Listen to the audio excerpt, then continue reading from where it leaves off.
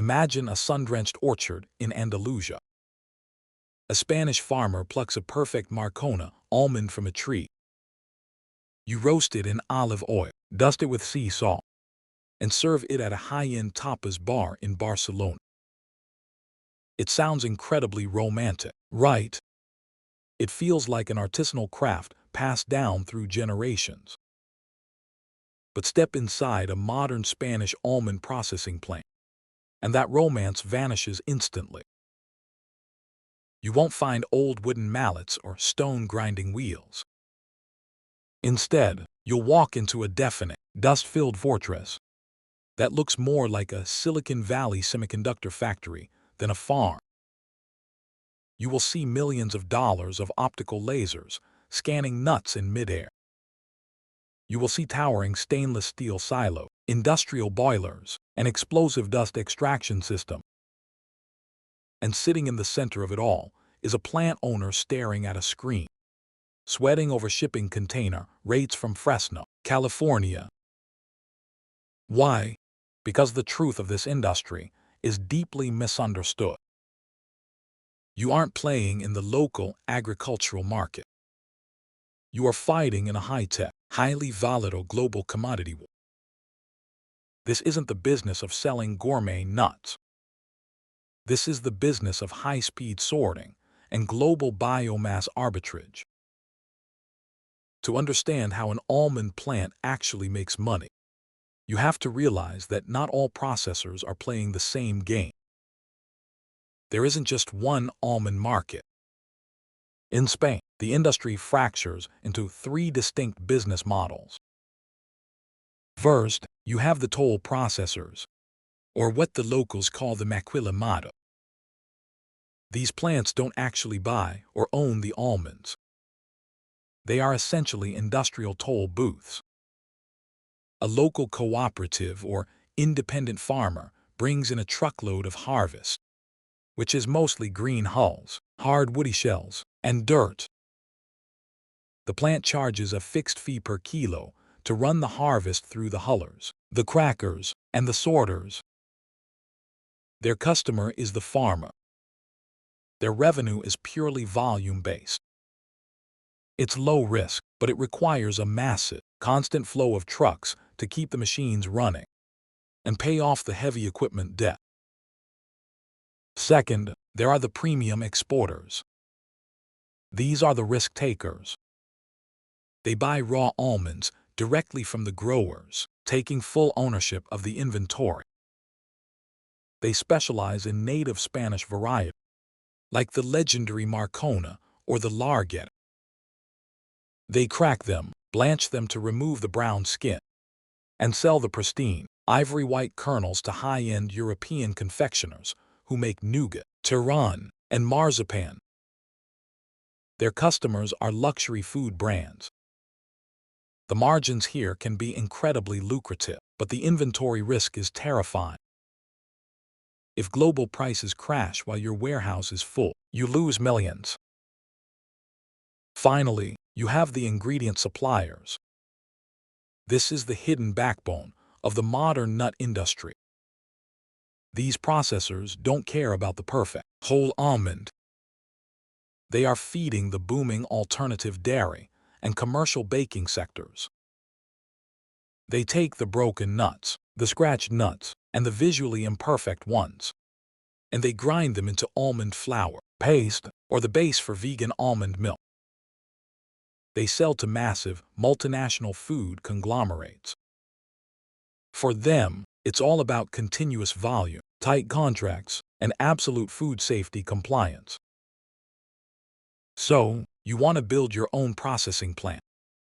You might think your biggest cost is buying the land and a few giant nutcrackers. You would be dangerously wrong.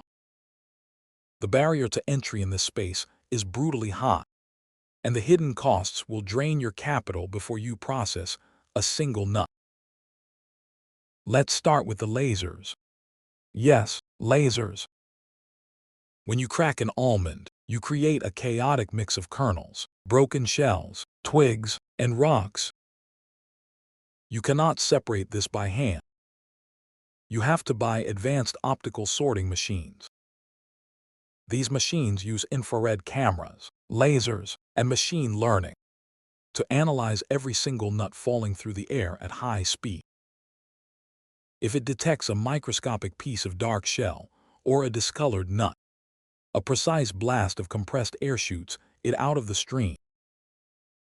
A single line of these optical sorters can easily run into the hundreds of thousands of dollars, and you usually need several of them.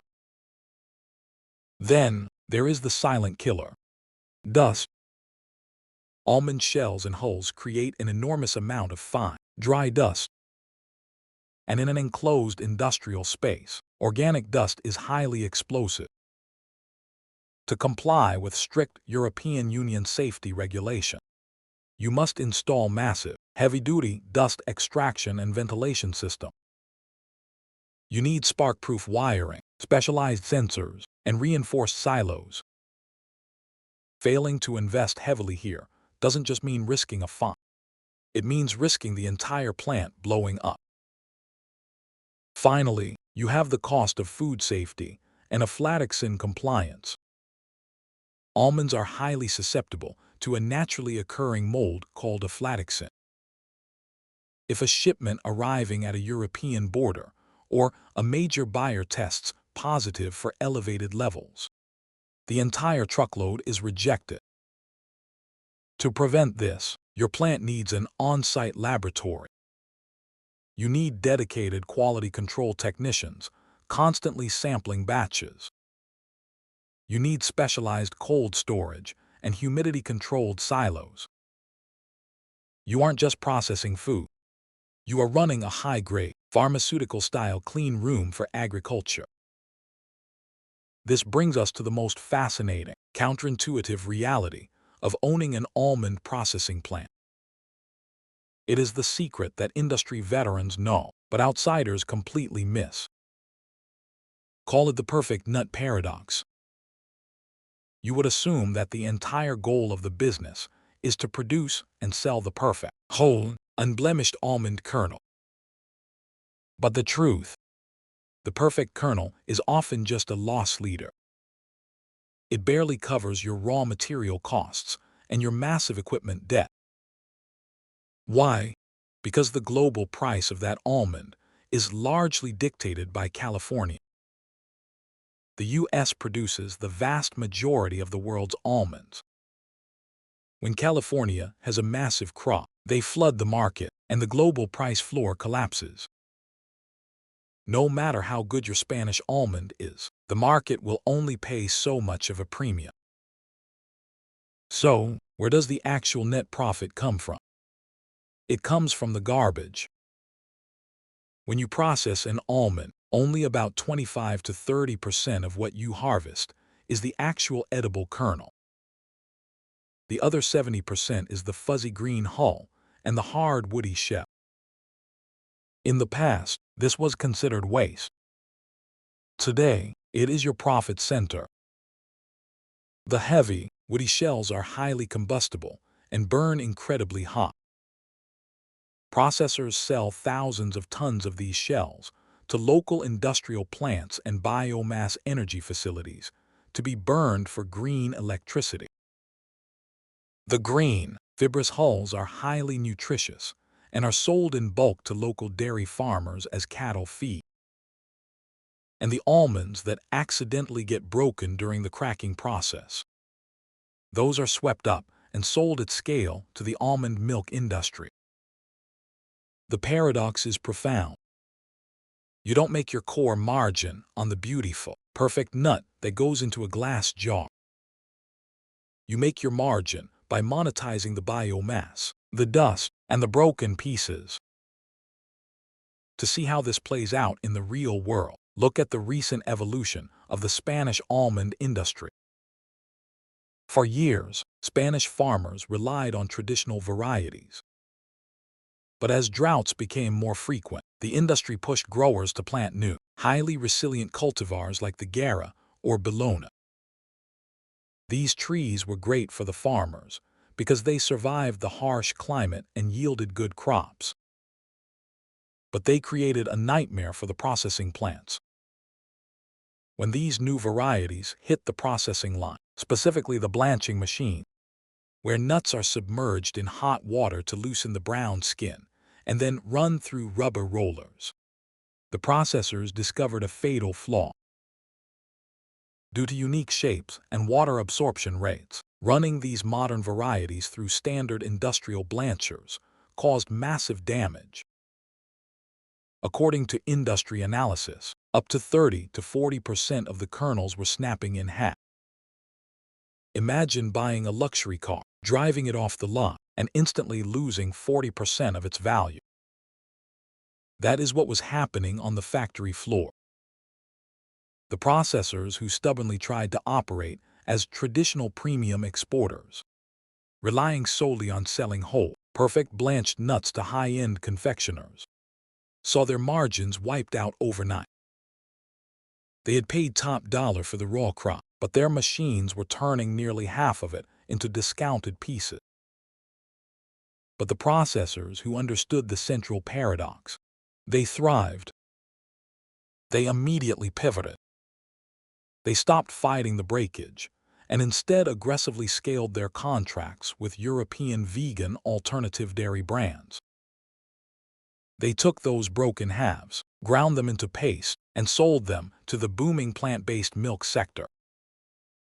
They turned a mechanical processing defect into a highly profitable, scalable ingredient supply chain. Because you are trapped between agricultural reality and global commodity markets, the financial swings of this business are dizzying. What does a good year look like? In a highly favorable year, Spain gets steady, moderate winter rain, followed by a dry, sunny harvest season.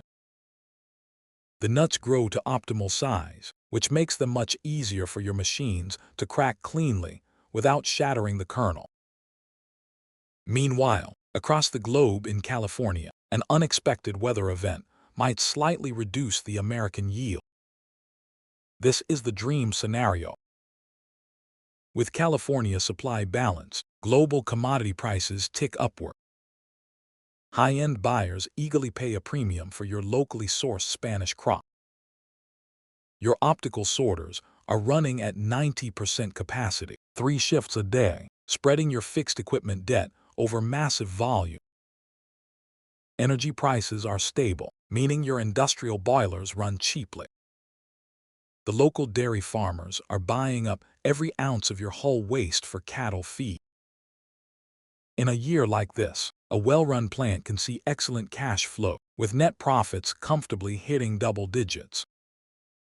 You feel like a genius. But what happens in a bad year? A severe drought strikes the Iberian Peninsula. The lack of water stresses the trees, and the farmers deliver almonds that are tiny, shriveled, and incredibly difficult to crack mechanically. Your breakage rates inside the plant skyrocket. At the exact same time, California experiences a massive bumper crop, flooding the European market with cheap nuts. The price of almond kernels plummets overnight.